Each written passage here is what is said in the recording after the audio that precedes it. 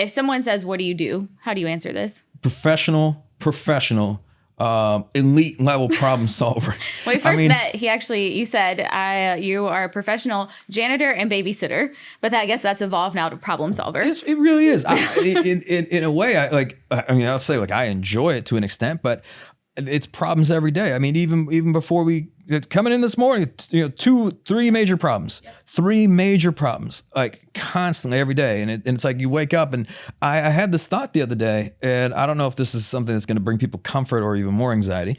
It's just that remember the feeling that you have, or that you had when you had your worst problem, like let's say in the past 2 years. So just remember that feeling, that like in your, like that pit in your stomach, and ask yourself, do you really think that that's the last time you felt that, or that you've experienced that? Absolutely not. Hell no.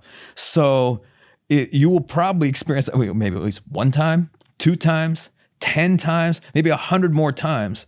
And that's where you just say, okay, well, if that's going to happen, just accept that I'm going to have to like have that feeling. Something will not go my way. It's going to be like, huge. It's going to be a major problem, and I'm going to have to figure out and solve it. So now I come in and I'm like, I have the expectation of that, and that's helped me. Yeah. I always go back to even the first Tesla that we gave away, and it was like all the logistics, the details, the event that we did at Avo, like all of the things of putting that together and how difficult that was. And now I'm like, I could give away a car in my sleep now. Oh, look, at the Tesla dealership, it's become easy. I mean, I don't have like 12 of these now, 12 Teslas or something like that. And every time I come in, it's funny now, because when I come to pick up the cars, they always want to give you the tour of the car and show you how it works and like all this stuff. And I'm like, guys, come on. We know, like, because Tesla's made it easy now. You just buy it online, you sign documents online, all the paperwork's online. You just come in and pick it up. But they get excited to like show me how, like, a Model 3 or a Model S or or whatever it is works. And I'm like, it's all good, in and out. And this could be like a 15-minute process now. Sign and done. Which it's interesting, because when people go to pick up a new car, usually that's like a really exciting day.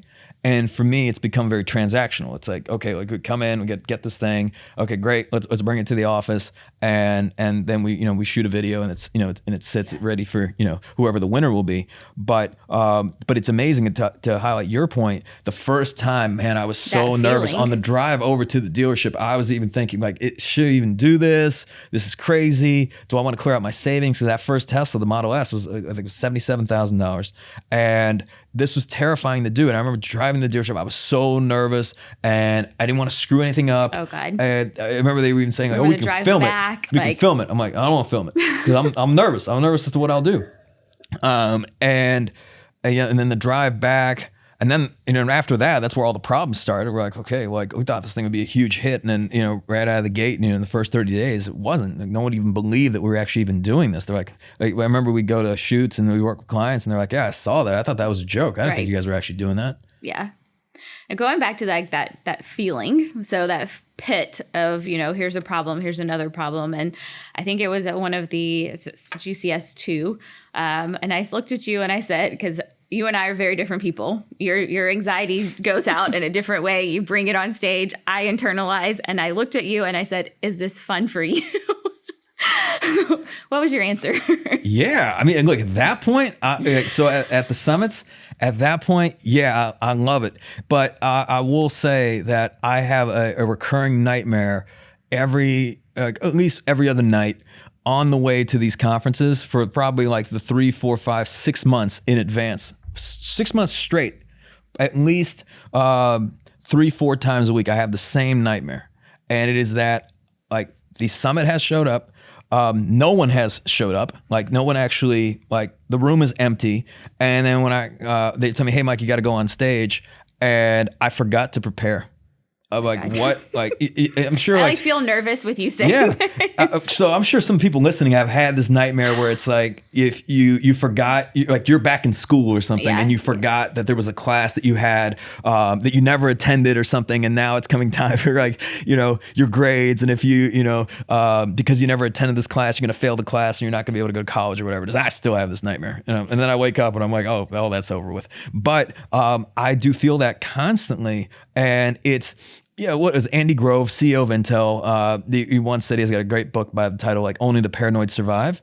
I constantly feel that. And people be like, hey, what's wrong with you? Why can't you relax? And all this stuff. I think if it paralyzes you, if it puts you in a position where you're not able to actually do things, then it's probably not healthy.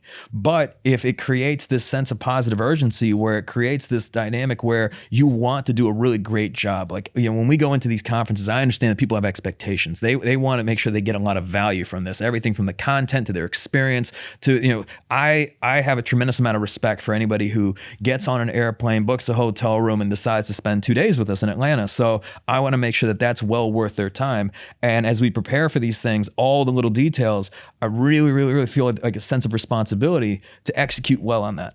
So that's where that anxiety for me comes from, in the sense of, well, people have expectations. I don't want to let them down. I don't want to I don't want to underdeliver. I don't want it to be mediocre. And as those expectations continue to grow year over year over year, I think it becomes much more challenging. But at the same time, like we were saying at this most recent conference this past November, it's this pressure. The pressure is a privilege to have this opportunity to create this type of experience, to do the type of work that we do, and to be able to, yes, it comes with stress, and yes, it comes with problem solving, but not everyone gets to experience that and be able to be in a position where you have this platform to be able to help and impact people.